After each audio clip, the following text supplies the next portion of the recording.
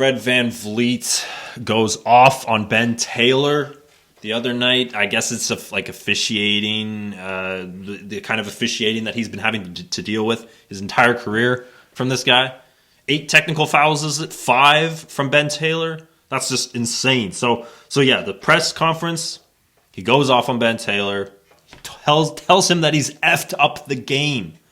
The game is just, it's ruined. I don't know if he means this one game or every game that Ben Taylor's been a part of, that Fred VanVleet is just now realizing. Like every foul is an indictment on him. Please don't give me a tech. Please don't call a foul. And there's really no side that you can take with this, because the fact of the matter is, when it comes to fouls and when it comes to officiating, the referees have the power here, okay? If you want the referee to call fouls, that means he's going to call a foul on you, and he's going to call a foul on the opposing team as well. You want that relationship to somehow work out in the favor of the game. I find it amazing, like for me, just witnessing what referees do in the NBA. It's amazing. Like I'm not that quick on identifying some of these fouls and these calls that they have to make. It's very challenging. So yes, we need officiating.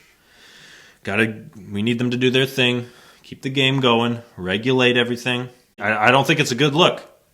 He's choosing to tell reporters and to tell us to get, all hyped up for this adversarial side of Fred VanVleet. He's now the mean guy. He'll get after you. If you do this to him again, he'll get after you. It's the same as calling a player any sort of dehumanizing epithet. You can't just go after these guys. Obviously, there's consequences, and Fred said that he doesn't care about getting fined at the very beginning. But you can't just crap on anyone that you don't like. That's for retired players. When you're 40 and you have a podcast, do all the vitriol you want. I think it's ridiculous, and I think I want to give him the benefit of the doubt here. He probably won't do this again. He was just having a bad day. I understand that.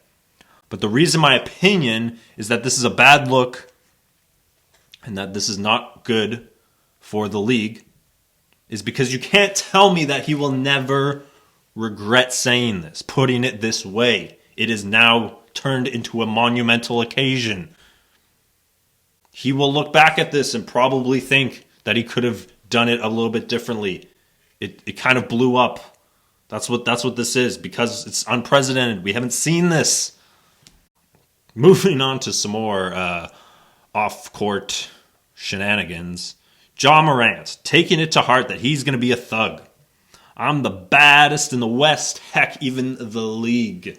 I am the certified bad boy. Look out for me, because I've got a tiny little gun that I'm waving around with 2 fingers, like my car keys.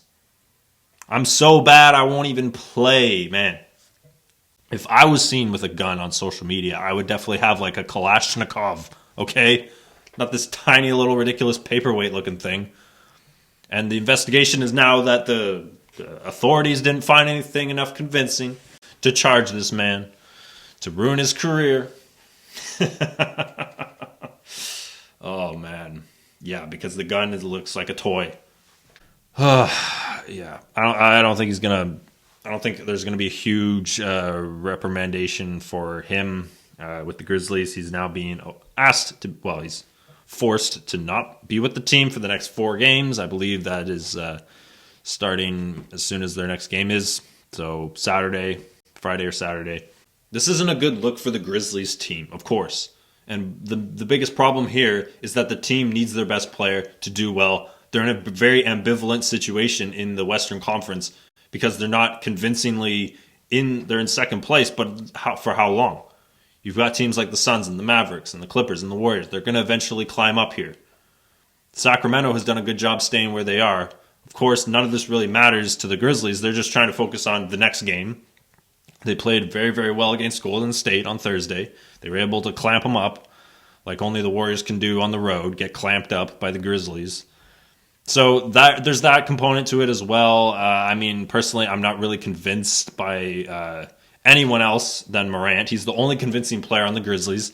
The team is just missing something. They're missing a piece No one is really shooting out to me. That's why I'm just thinking, okay, they're kind of like the Mavericks. I mean, they're all right, I guess. The Clippers.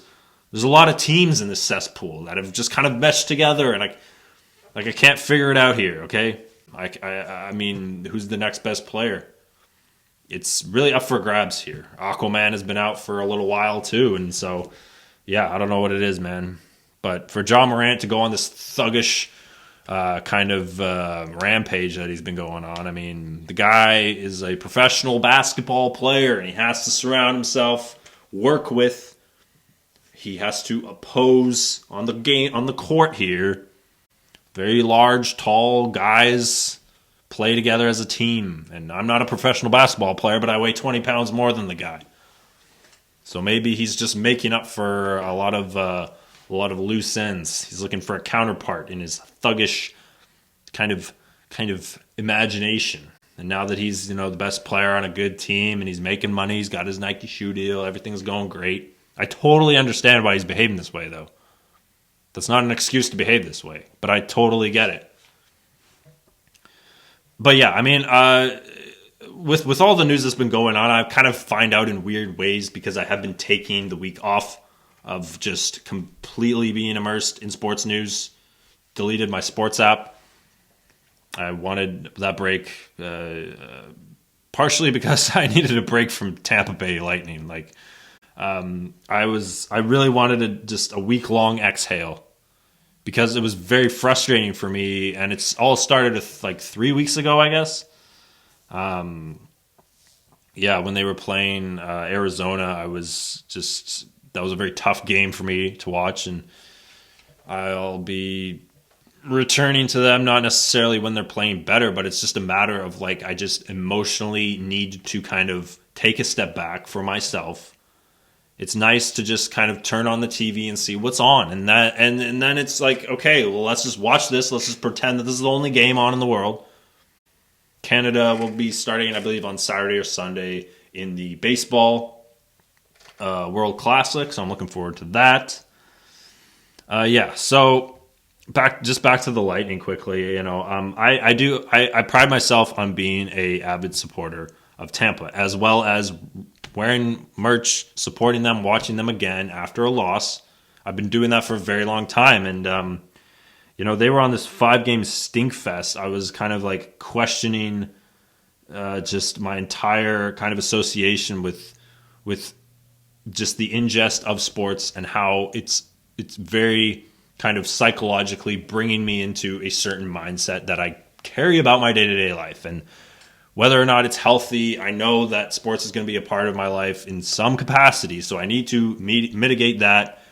And I definitely just needed to step back. I needed a fast. I needed a little bit of a cleanse here from just consuming nothing but sports news all day long, it seems. It's just... recently, the Lightning were really just pissing me off.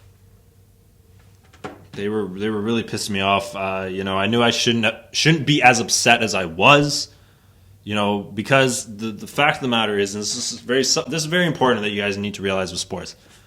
What is affecting my day-to-day life is something that I can't control, and it's being brought forth by a sports team from the other side of the continent that I have absolutely nothing to do with. So I'm not going to let that affect my life and dictate my mood and my behavior with the people. I have a lot of things that I need to be doing here. I can control how much I'm taking in, and that's very important to me. I can control how much of this is a good thing, which certainly is the case here. It's just, man, we have autonomy over our amalgamation. You can disconnect. You can go live in a monastery for a week. You can go pretend that the world that you knew doesn't exist anymore. We do not require sports to survive. It's just a very big part of what I do and what I want to be. So with that being said, I'm looking forward to the World Baseball Classic. Canada will be reviewing some more stuff in the upcoming days.